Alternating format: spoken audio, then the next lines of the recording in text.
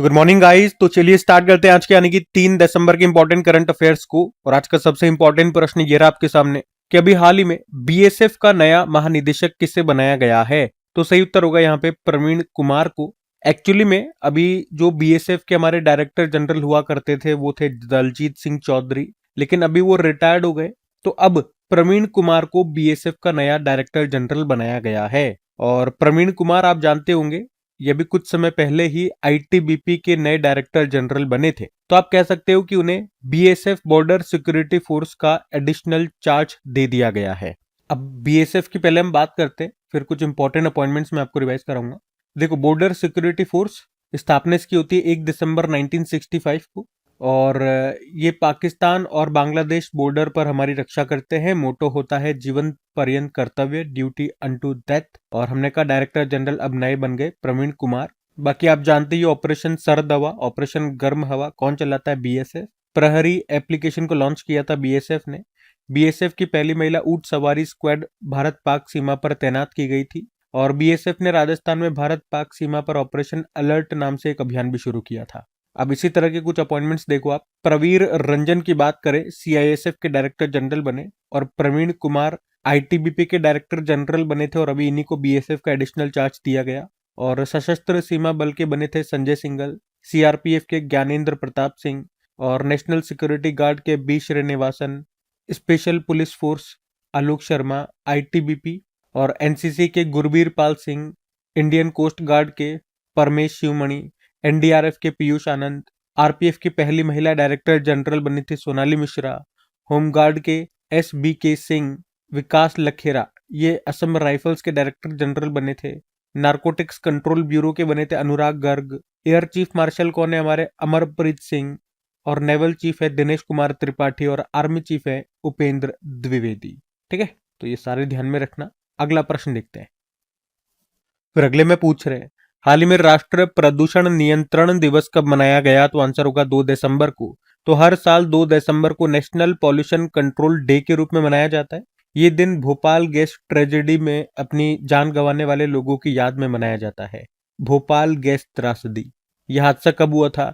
2 और 3 दिसंबर की रात्रि को हुआ था 1984 में। और उस फैक्ट्री का नाम क्या था? Union carbide. और उसमें कौन सी गैस लीक हुई थी? तो मिथाइल आइसोसाइनेट। इसी कारण से 2 दिसंबर को ये नेशनल पॉल्यूशन कंट्रोल डे, राष्ट्रीय प्रदूषण नियंत्रण दिवस के रूप में मनाया जाता है। वैसे 2 दिसंबर को अंतरराष्ट्रीय गुलामी उन्मूलन दिवस भी होता है और विश्व कंप्यूटर साक्षरता दिवस भी होता है। ये भी प्रश्न आ चुका है एग्जाम में। बाकी 1 दिसंबर को एक तो वर्ल्ड एड्स डे हमने मनाया। 1 दिसंबर को नागालैंड का स्थापना दिवस भी है। और आपको पता है 1 से लेकर 10 दिसंबर तक नागालैंड में हॉर्नबिल महोत्सव भी मनाया जा रहा है। इस बार ये 26वें नंबर का है, पढ़ चुके हैं हम लोग। और बीएसएफ का स्थापना दिवस भी होता है 1 दिसंबर को ही। ठीक है, तो ये ध्यान रखना बातें। दिसंबर में 1 और 2 दिसंबर को कौन कौन से दिवस हैं, क्या क्या हमने मनाया, यहाँ मैंने आपको बता दिया। हम अगला प्रश्न भी देखते हैं। फिर अगले में पूछ रहे हैं कि राष्ट्रीय कोरल रीफ रिसर्च सेंटर कहां पर बनाया जाएगा? तो आंसर होगा अंडमान निकोबार। तो राष्ट्रीय coral reef research centre, national coral reef research centre, ये अंडमान निकोबार द्वीप समूह में चिड़िया टापू में बनाया जाएगा। ये भारत का पहला कोरल रीफ अनुसंधान संस्थान होगा जो प्रवाल भित्तियों के अनुसंधान, निगरानी और संरक्षण के लिए केंद्र के रूप में काम करेगा। और इसे बनाने में लागत, इस परियोजना की लागत आने वाली 120 करोड़ रुपए। अच्छा, कोरल रीफ मतलब क्या होता है? जिसे आप हिंदी में कहते हो प्रवाल भित्ति। ये पानी के नीचे बनी चूना पत्थर की प्राकृतिक संरचनाएं हैं जो छोटे जीवों, जिन्हें कोरल पॉलिप्स कहते हैं, उनके द्वारा बनाई जाती है। ये जीव कैल्शियम कार्बोनेट का स्त्राव करके एक कठोर कंकाल बनाते हैं। और समय के साथ कई पीढ़ियों के कई पॉलिप्स मिलकर के एक बड़ी संरचना बनाते हैं। कोरल रीफ को समुद्र का वर्षावन भी कहा जाता है क्योंकि ये जीवों की एक अद्भुत विविधता का घर है। आपको पता होगा, ये प्रश्न आता है एग्जाम में कि दुनिया की सबसे बड़ी कोरल रीफ कहां पर है और क्या नाम है? ग्रेट बैरियर रीफ उसका नाम है। ये आपको मिलेगी ऑस्ट्रेलिया में। और एक प्रश्न ये भी याद रखना कि भारत का पहला कृत्रिम coral reef, artificial coral reef, ये कहां पर बनेगा? महाराष्ट्र में, महाराष्ट्र के सिंधुदुर्ग में। इसके लिए हम आईएनएस गुलदार जो हमारा जहाज है उसको डुबोएंगे। ठीक है, तो हमारा प्रश्न यही था, राष्ट्रीय कोरल रीफ रिसर्च सेंटर कहां पर बनाया जाएगा? अंडमान निकोबार में। अच्छा, अगर मैं आपसे पूछूं कि अंटार्कटिका में हमारे जो रिसर्च सेंटर है उनके नाम क्या है? दक्षिण गंगोत्री, मैत्री और भारती। लेकिन आपको पता है दक्षिण गंगोत्री अब ये वर्किंग स्टेज में नहीं है, और मैत्री ये भी पुराना हो चुका है, तो अब इसकी जगह एक नया बन रहा है मैत्री 2। और इसी तरह से आर्कटिक में जो रिसर्च सेंटर है उसका नाम है हिमाद्री, और हिमालय में जो है उसका नाम है हिमांश। ठीक है, ये भी थोड़ा सा ध्यान में रखना। अगला प्रश्न हम देखते हैं। फिर अगले में पूछ रहे हैं कि हाल ही में भारत और किस देश के बीच एक्यूवेरिन 2025 अभ्यास शुरू हुआ? तो आंसर होगा मालदीव। हम बात कर रहे हैं मतलब कौन सा एक्सरसाइज है? एक्यूवेरिन एक्सरसाइज है, भारत और मालदीव के बीच में हुआ। अभी 14वां एडिशन था इसका, ये अभी 2 दिसंबर को शुरू हो गया, 15 दिसंबर तक ये चलेगा। कहां पर शुरू हुआ? केरल के तिरुवनंतपुरम में। एक्यूवेरिन का मतलब होता है फ्रेंड, और इसकी शुरुआत हुई थी 2009 में। वैसे मालदीव के साथ हम टोटल 3 एक्सरसाइज करते हैं, एक्यूवेरिन, एकता और एक दोस्ती अभ्यास भी करते हैं, लेकिन दोस्ती में भारत मालदीव के साथ में श्रीलंका भी होता है। अभी मैं आपको कुछ इंपॉर्टेंट एक्सरसाइजेस भी रिवाइज कराऊंगा, लेकिन एक बार मालदीव लेकर के चलता हूँ क्योंकि मालदीव के साथ हमने एक्सरसाइज कर रहे हैं। तो ये रहा मैप में मालदीव, कैपिटल माले हो गई, करेंसी मालदीवियन रुपया, प्रेसिडेंट है मोहम्मद मुइज़ेज़।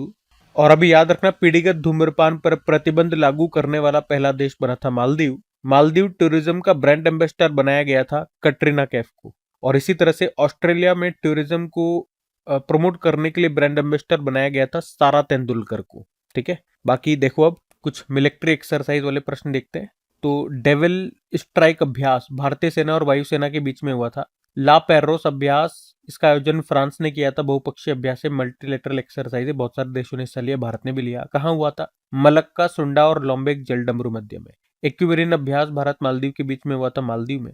ट्रोपेक्स अभ्यास भारतीय सेना, भारतीय वायुसेना और तटरक्षक बल के बीच में हुआ था, हिंद महासागर में। साइक्लोन अभ्यास भारत इजिप्ट के बीच में हुआ था, राजस्थान में। और विंग्ड राइडर अभ्यास भारतीय सेना वायुसेना के बीच में हुआ, पूर्वी कमान में। कोमोडो अभ्यास, इसका आयोजन किया था इंडोनेशिया ने। कहां पर? बाली, इंडोनेशिया में, भारत ने भी हिस्सा लिया। सागर कवच अभ्यास इंडियन कोस्ट गार्ड ने इसका आयोजन किया, पश्चिम बंगाल में। जल थल रक्षा अभ्यास भारतीय सेना और तटरक्षक बल और समुद्री पुलिस के बीच में हुआ, बेट द्वारका, गुजरात में। उसके अलावा सी ड्रैगन अभ्यास, इसका आयोजन अमेरिका ने किया था, पश्चिमी प्रशांत महासागर में, गुआम तट पर। डेजर्ट हंट इंडियन एयरफोर्स ने किया था, जोधपुर, राजस्थान में। खंजर अभ्यास भारत किर्गिस्तान के बीच में हुआ, बिश्केक, किर्गिस्तान में। वरुण अभ्यास भारत फ्रांस के बीच में हुआ, अरब सागर में। कॉर्पेट और बोंगो सागर अभ्यास भारत बांग्लादेश के बीच में हुआ, बंगाल की खाड़ी में। धर्मागार्जन अभ्यास भारत जापान के बीच में हुआ, जापान में। अकीमे अभ्यास पहली बार हुआ, नेवल एक्सरसाइज भारत और 10 अफ्रीकी देशों के बीच में, हिंद महासागर में। भारत और तंजानिया ने मिलकर के इसका आयोजन किया। प्रचंड प्रहार अभ्यास हमारी तीनों सेनाओं ने मिलकर आयोजन किया था, अरुणाचल प्रदेश में।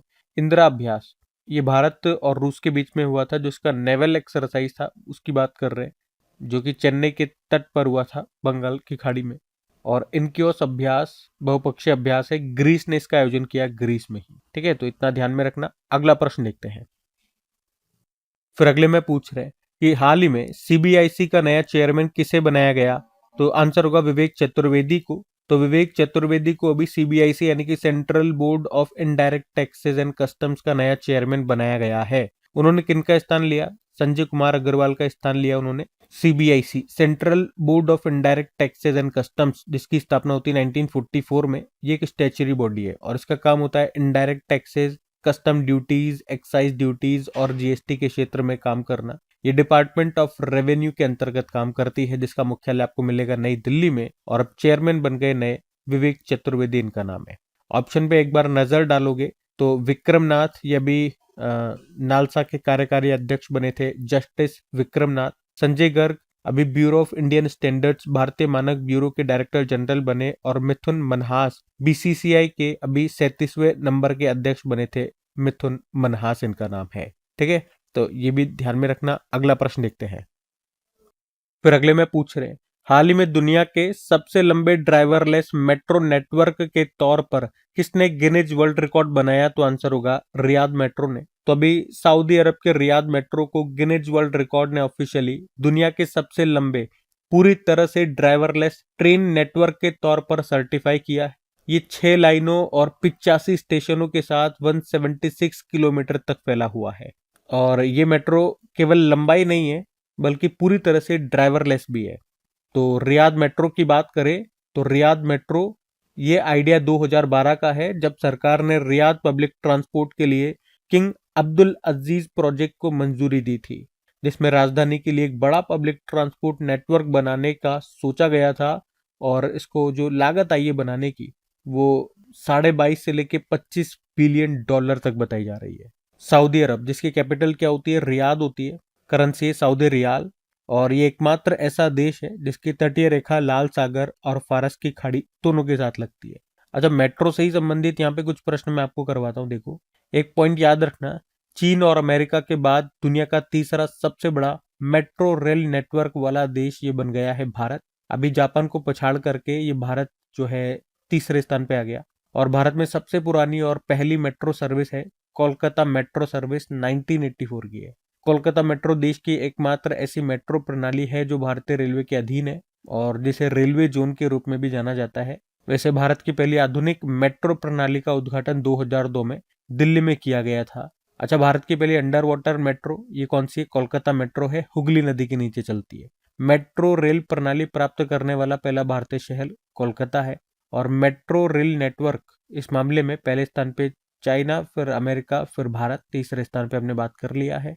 लेकिन अगर सड़क नेटवर्क के मामले में अगर आप बात करोगे तो भारत दुनिया में दूसरे स्थान पर है, पहले पे अमेरिका है। और शहरी कार्गो सेवा शुरू करने वाला पहला मेट्रो रेल ये बना था दिल्ली मेट्रो। ठीक है, तो ये भी ध्यान में रखना। अगला प्रश्न देखते हैं। फिर अगले में पूछ रहे कि हाल ही में प्रधानमंत्री कार्यालय का नाम बदलकर क्या कर दिया गया? तो आंसर होगा सेवा तीर्थ। तो अभी केंद्र सरकार ने पीएमओ प्रधानमंत्री ऑफिस प्रधानमंत्री कार्यालय का नाम बदलकर सेवा तीर्थ कर दिया है। अच्छा, इसके अलावा राज्यपालों के राजभवनों के नाम भी बदल करके लोक भवन कर दिए गए हैं और केंद्रीय सचिवालय को कर्तव्य भवन कहा जाएगा। आपको याद होगा कुछ समय पहले राजपथ का नाम बदलकर कर्तव्य पथ किया गया था। और ये इस तरह से नाम बदलने की शुरुआत हुई थी 2016 से, जब मोदी जी ने पीएम आवास का नाम बदलकर लोक कल्याण मार्ग किया था। उसके बाद इस तरह की ये चलन शुरू हो गया। बाकी कुछ और इसी तरह के प्रश्न मैं आपको करवाता हूँ, नाम बदले जाने वाले प्रश्न। जैसे कि महाराष्ट्र के खुलताबाद शहर का नाम बदलकर रत्नापुर किया गया था। उत्तर प्रदेश ने अपनी शून्य गरीबी योजना का नाम बदलकर डॉक्टर BR अम्बेडकर के नाम पे रखा।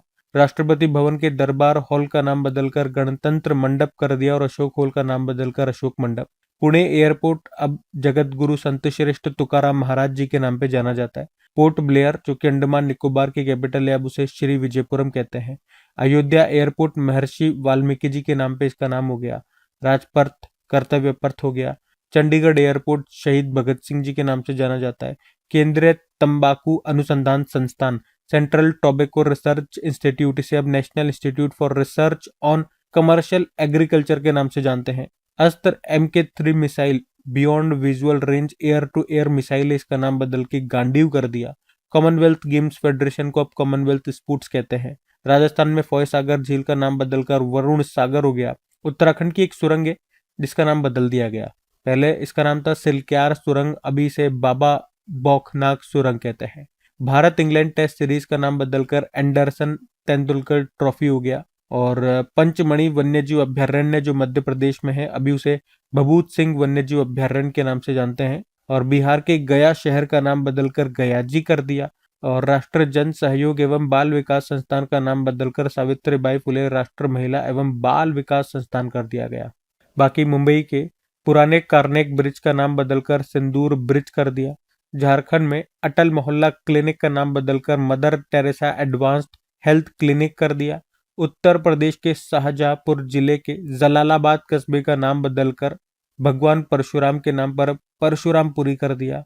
उसके अलावा नवी मुंबई इंटरनेशनल एयरपोर्ट का नाम बदलकर दिवंगत लोक नेता दिनकर बाबू पाटिल के नाम पर रखा गया था। तो ये नाम बदलने से कुछ इंपॉर्टेंट प्रश्न है, ध्यान में रखना। अगला प्रश्न देखते हैं। फिर अगले में पूछ रहे हैं, अभी हाल ही में चर्चित पारंपरिक खेल मोहजुज, इसका संबंध किस राज्य से है? तो आंसर होगा असम। तो अभी असम विधानसभा ने पशु क्रूरता निवारण असम संशोधन विधेयक 2025 पारित किया और इसका उद्देश्य है मोहजुज खेल को पशु क्रूरता निवारण अधिनियम से छूट देना। आपको याद होगा जिस तरह से तमिलनाडु ने अपने ट्रेडिशनल खेल को जारी रखने के लिए जल्लीकट्टू बिल 2017 को पास किया था, तो इसी उद्देश्य से असम भी इस बिल को लेकर के आया है।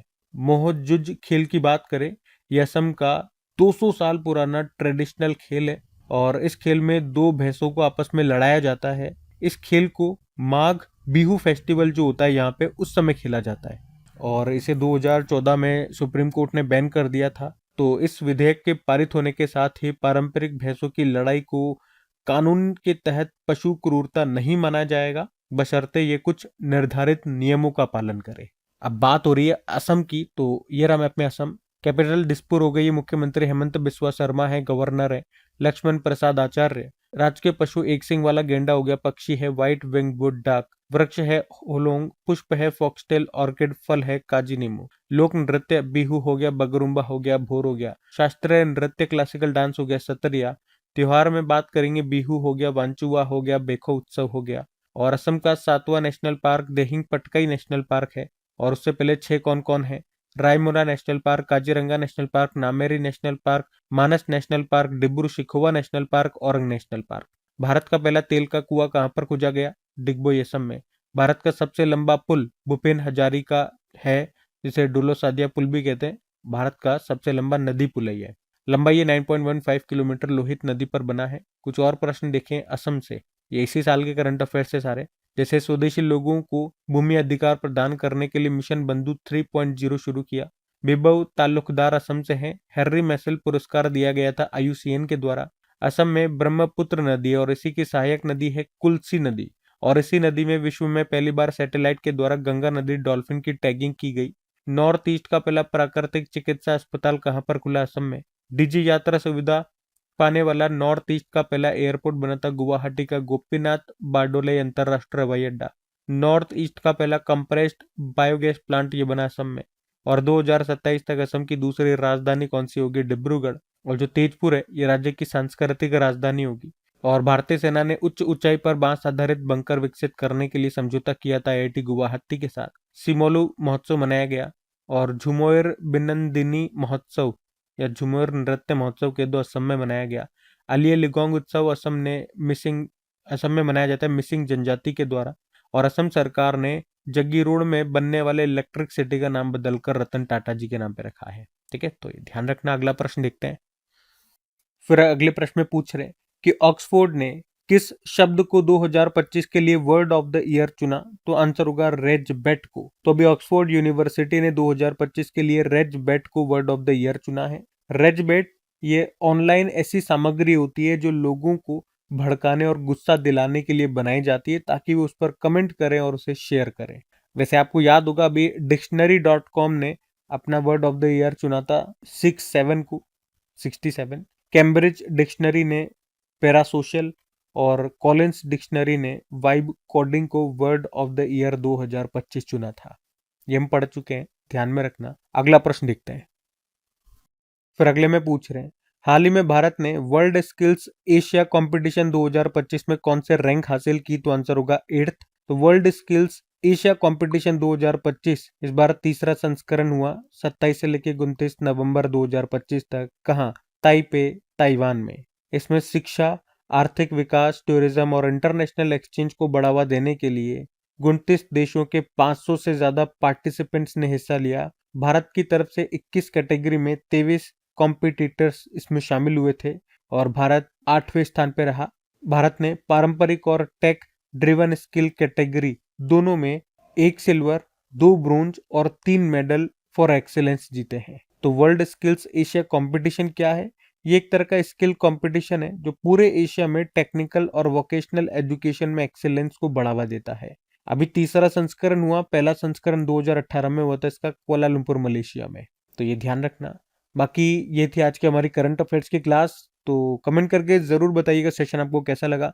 अच्छा लगे तो प्लीज इसे अपने दोस्तों के साथ में स्टडी ग्रुप में शेयर जरूर करना।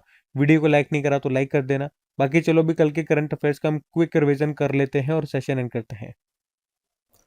तो कल पहला प्रश्न पूछा था, अजलान शाह कप 2025 किसने जीता? बेल्जियम ने। और वनडे क्रिकेट में सबसे ज्यादा छक्के लगाकर इतिहास रच दिया रोहित शर्मा ने। और 56वें International Film Festival of India में किस फिल्म को गोल्डन पिकॉक अवार्ड मिला? Skin of youth. और केंद्रीय भूजल बोर्ड की रिपोर्ट के अनुसार देश भर में सबसे ज्यादा फैला हुआ प्रदूषक कौन सा है? नाइट्रेट। वर्ल्ड एड्स डे मनाया गया 1 दिसंबर को। और अभी व्हेन इट ऑल बिगिन इस बुक को लिखा है राकेश मारिया ने। भारत का पहला AI powered anti drone petrol अभी वाहन, इसका नाम क्या है? इंद्रजाल। किस राज्य ने प्रेरणा स्कीम को लॉन्च किया? असम। और भारत वर्ष 2025 से 2029 के लिए किसके एग्जीक्यूटिव बोर्ड, कार्यकारी बोर्ड में फिर से चुन लिया गया? यूनेस्को। और आखिरी प्रश्न था वर्ल्ड टेलीकम्युनिकेशन डेवलपमेंट कॉन्फ्रेंस 2025 का आयोजन ये कहां पर किया गया? तो आंसर होगा बाकू, अजरबैजान में। बाकी चलो कल का भी होमवर्क प्रश्न देखते हैं और सेशन एंड करते हैं। तो कल पूछा था भारत की पहली चीता सफारी किस नेशनल पार्क में शुरू की गई? तो आंसर होगा इसका कूनो नेशनल पार्क। आप सभी ने प्रश्न का बिल्कुल सही उत्तर दिया। अब ये आज का आपका होमवर्क प्रश्न।